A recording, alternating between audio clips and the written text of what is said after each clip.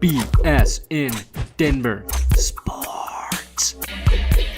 Welcome to BSN Buffs postgame. I'm Samantha Weaver, and I'm here with Jake Shapiro at Folsom Field following the Colorado Buffaloes' 40-16 win over Arizona State. What are your main takeaways? Well, you know what? Colorado said they were going to take care of business in Colorado, play Colorado football. They checked all three boxes off tonight.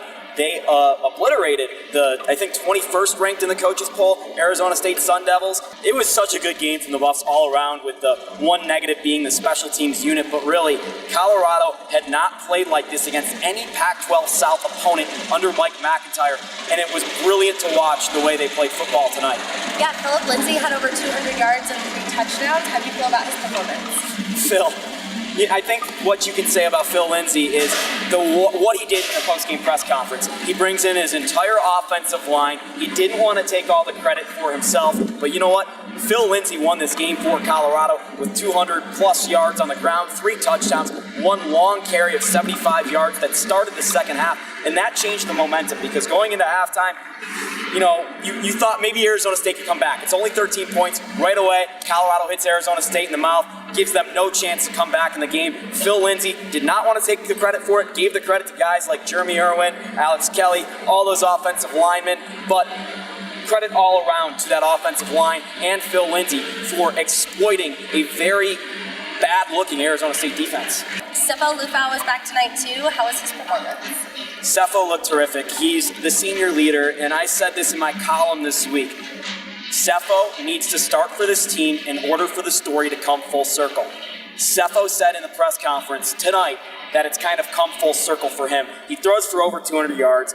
He does his thing. It wasn't really pretty. He got it done on the ground. He did all the things Sefo Lufau does. And I think the main takeaway from what you see from Sefo Lufau, or one play that describes Sefo Lufau in this game, is he led a lead block for Kyle Evans that led to about a 15-yard run in the red zone, and that's Sefo Lufau for you. Steven Montez, terrific in his action. Sefo Lufau is the leader of this team, the captain, and he belonged on the field and showed it tonight. Yeah, he did have a good game tonight, and so did Bryce Bobo, actually. Bryce Bobo, his first 100-plus yard game. He was very quiet in the second half, but in the first half he had some big catches. He had one notable one where Sefo Lufau threw off of his back foot, scrambling away from his arm side. Bryce Bobo was there and really extended the defense of Arizona State.